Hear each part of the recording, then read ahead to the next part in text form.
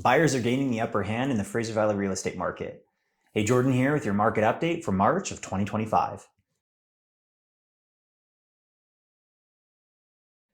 For the first time in 4 months, home sales in the Fraser Valley have increased as buyers capitalize on more selection and weakening prices. The Fraser Valley Real Estate Board recorded 920 sales in February. That's up 13% from January, but 26% below sales recorded in February of last year. This increase is partly seasonal, but also signals shifting buyer confidence as rates drop and inventory grows.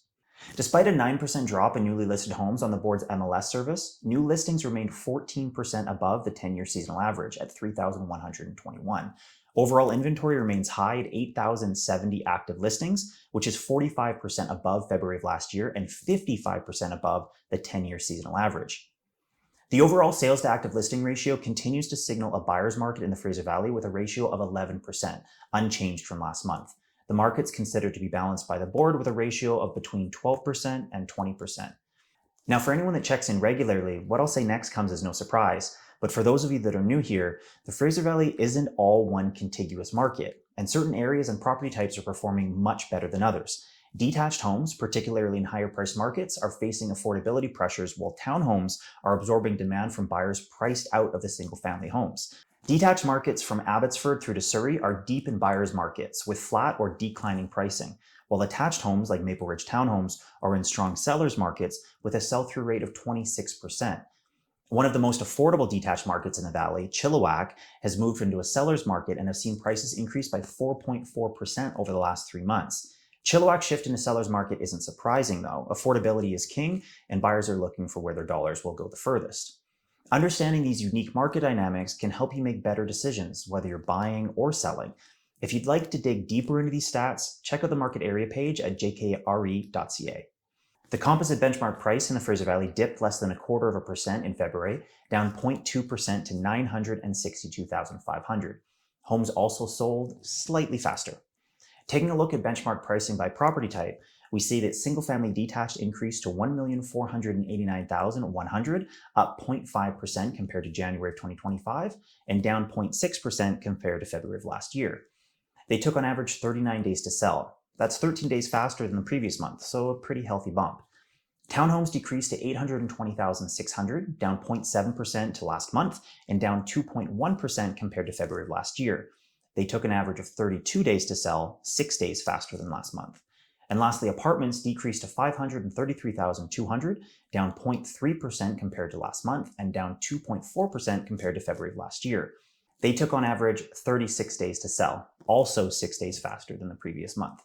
You may be wondering how prices have been relatively stable despite the record high inventory. Shouldn't prices have collapsed already? Buyers have more options than ever before. They should be able to negotiate cheaper prices. We should be seeing fire sales. So what's going on?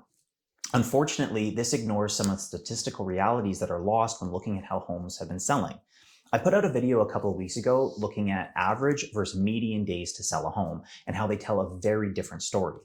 Average days to sell for all property types was faster in February than January, about 18% faster combined, but still well over a month in most cases. Compare this to the median days to sell and you see a very different picture. For all property types, median days to sell was about 14 to 15 days. That means when you isolate for the properties that finally sold after months or years on the market, the ones that wildly skew that average up, like this Tawasin home that took 884 days to sell, you see that half the homes on the market sold in 2 weeks or less. What this means is that the desirable B+ and A properties are still moving relatively quickly, and for close to or even above the list price in some cases. This helps to insulate the HPI or the home price index from large drops and reinforces the idea that if you have a desirable home that's priced right, buyers will take it off your hands quickly. Rates have finally come down to the low 4s, helping buyers afford much more than they could last year. Bond yields have been stable, so I don't expect much of a drop in fixed rates, but I am hoping to see another quarter-point drop at the next overnight rate announcement scheduled for March 12th. If rates hold or decline further, we may hit a tipping point where sideline buyers re-enter, accelerating demand. That's at least true so long as our economy carries on status quo and no major extenuating circumstances reduce overall purchasing power. Hopefully we don't get into a trade war or anything. So this is the biggest elephant in the room. I've had a lot of clients ask me what I think will happen to the market thanks to the tariffs, and I really can't say for sure, at least until we have a better picture on what is actually being applied. So far, we have tariffs, Canadian counter tariffs, and then retaliatory tariffs to the counter tariffs, and proposed retaliatory tariffs to those retaliatory tariffs. It's a mess. But at least the powers that be get to beat their chests and play the hero.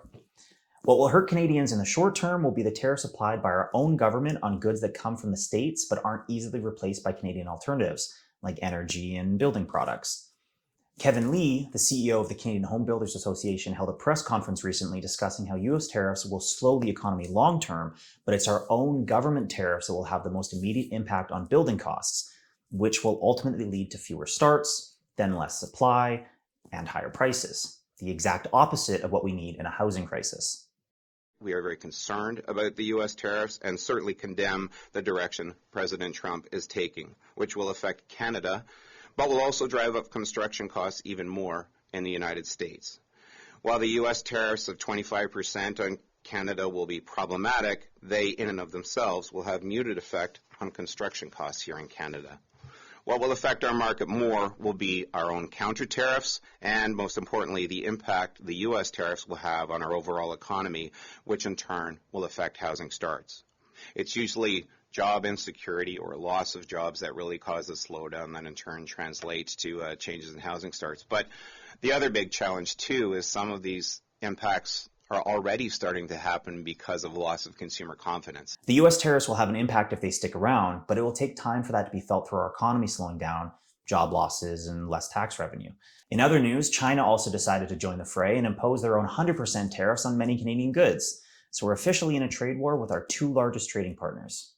My only hope is that cooler heads prevail and we can come to an agreement fairly soon on both fronts.